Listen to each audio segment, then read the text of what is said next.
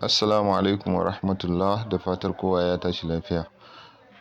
Yau zan yi taƙaitaccen bayani akan Hamster Kombat Telegram mining app. Kamar yadda muka sani dai a ƙarshen last month Hamster Kombat sun faɗi cewa za su yi launching token ɗinsu a different exchanges 26 ga wannan watan da muka shigo a cikin shi, wato September kenan.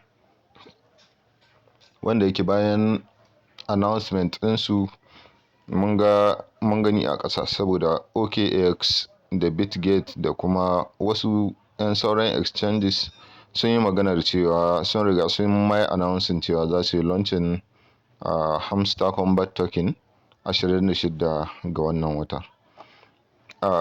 Kamar yadda dai kowa ya sani, Hamster Kombat yana ɗaya daga cikin Telegram mining waɗanda suka daɗe, aka ɗauki watanni ana yi, waɗanda ma har mun fara tunanin cewa ƙila scammers ne, ai ba za su shiga kasuwa ba, token ɗin ba zai shiga kasuwa ba, za a yi launching ba. To a kwana a tashi dai ga inda abin ya kawo mu, ga shi nesa ta zo kusa, sun yi announcing cewa za su yi launching, kuma mun tabbatar saboda exchanges sun fara magana. And daga yanzu zuwa 26 muna da kwana 25, wanda yake akwai isasshen lokaci na samun ƙarin exchanges da yawa waɗanda za su shigo cikin launching event na Hamster Kombat.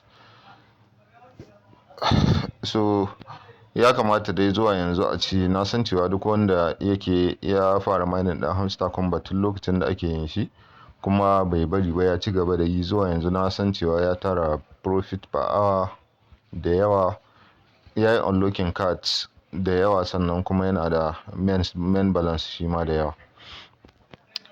So bara mu buɗe Hamster Kombat ɗin saboda mu ɗan duba wasu abubuwa daga ciki. So kamar yadda kuke gani, wannan profit per hour ɗina ne.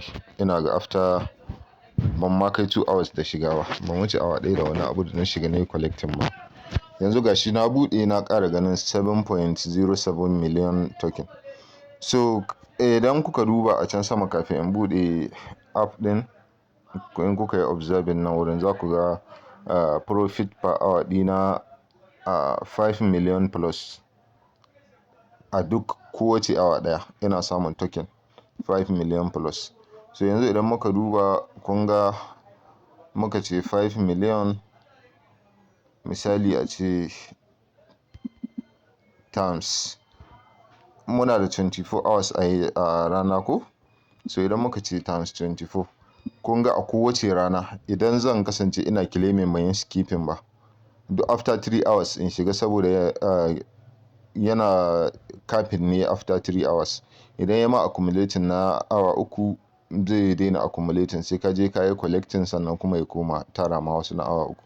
So idan zan iya collecting ban yi skipping ba after every 3 hours, a 24 hours zan samu 120 million token na Hamster Kombat. So kun ga muhimmancin profit per hour kenan. Idan kana da profit per hour, wannan mining, wannan tap ba ma sai ka yi shi ba, saboda duka tap ga yini nawa ne za ka samu ga tap. Sorry, nawa za ka samu ga wannan tapping? Ba wani abu za ka samu gare shi ba idan muka yi duba ga abin da ke gare mu a profit per hour. So wannan profit per hour ɗin iya shi nake dogara gare shi, da na shiga ne collecting after 3 hours, ne kwashe abin da aka tara, shikenan kuma sai in fita, sai after 3 hours in ƙara dawowa in sake collecting. So kun ga muhimmancin profit per hour kenan. Kuma da profit per hour mutum zai tara balance da yawa. Kamar yadda kuka gani, after 24 hours zan yi collecting 120 million Hamster Kombat token.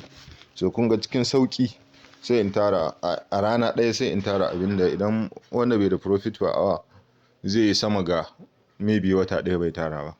So sai abu na biyu wanda yake na da muhimmanci a Hamster Kombat shine wannan cards ɗin da kuke gani.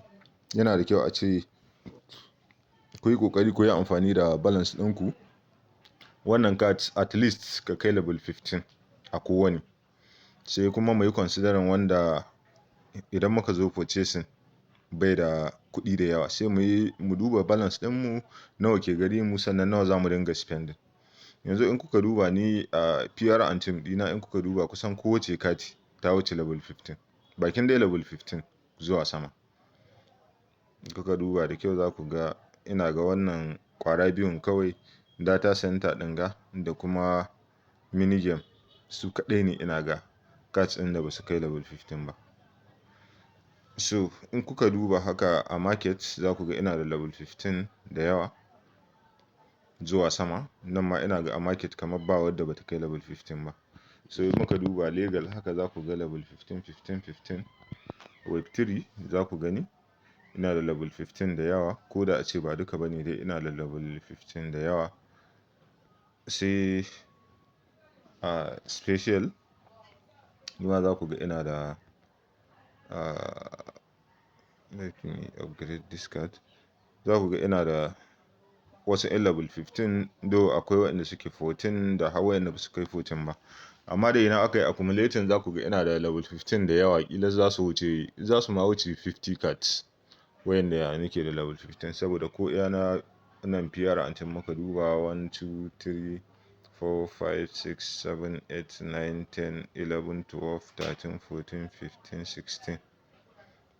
Kun ga kowanne ɗaya yana da kati 31 waɗanda suke level 15 zuwa sama. So wannan level da kuke gani yana ɗaya daga cikin abubuwan da suke considering, kamar yadda suka ce a nan airdrop checklist ɗinsu sun nuna za su yi considering achievements. Wanda yake achievement wannan collecting card yana cikin achievements ɗin, ko kuma ma in ce shi ne. Some achievements are common, some are unique, but every single one matters and has its own purpose. Can baya kwanakin baya idan za mu tuna za ku ga in ka je buɗe Hamster Kombat ɗin za su nuna ma wasu envelope haka, a ce ma ka yi collecting kaza, kana cikin so percent na users na Hamster Kombat waɗanda suka yi achieving kaza, suka yi menene. To nan za ku gane cewa achievement ɗin collecting cards yana daga cikin achievement ɗin da, saboda lokacin sun nuna min cewa ina cikin top 1%. Ina cikin 1% waɗanda suka yi of users waɗanda suka yi collecting more than 50 cards, suka yi menene. So kun ga waɗannan abubuwan suna ɗaya daga cikin abubuwan da za su duba wurin raba airdrop. Don haka kowa yana da kyau ya yi ƙoƙari ya ga ya yi unlocking cards da yawa, sannan kuma at least ya ɗan samu profit per hour. Saboda idan kuka duba Hamster Kombat yana da cikin mining da shi da Tap Swap.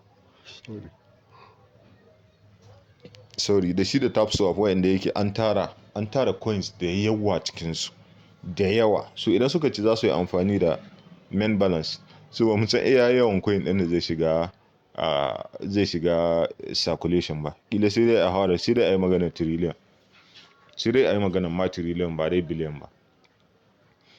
So kun ga kamar yadda suka faɗi cewa za su yi amfani da profit per hour. Kaga muna da yaƙinin cewa profit per hour ɗin nan suna iya amfani da shi. Ya kasance wannan main balance ɗin is nothing. Kawai sai dai su yi amfani da shi wurin, kun san da shi ake upgrading wannan level ɗin. To sai dai su yi amfani da shi wurin upgrading level ɗinka. Amma ga dukkan alamu profit per hour suke son su yi amfani da shi. So don haka shawarar da nake bayarwa shine yana da kyau kowa ya yi ƙoƙari ya ga ya dai upgrading level ɗin shi. Ka yi boosting profit per hour ɗinka, sannan ka yi unlocking more cards. Sai waɗancan keys su ma suna da amfani tun da kuka ga sun yi introducing ɗinsu. Sai mu yi ƙoƙari mu samu keys ɗin ta gehen playing wannan mini game gata nan, ko kuma wannan playground gashi nan ƙasa. Sun sa games a ciki. Sorry, gashi nan wurin.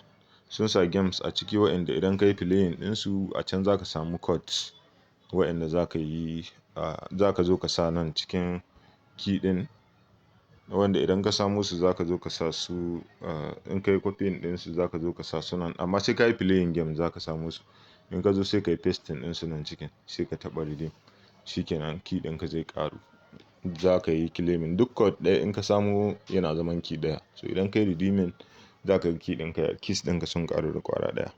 So wannan shine ɗan takaitaccen bayanin da nake da gare ku akan Hamster Kombat. Ina ma kowa fatan alheri. Allah ya nuna mana 26 da rai da lafiya. Allah kuma ya sa mu ci alheri ne.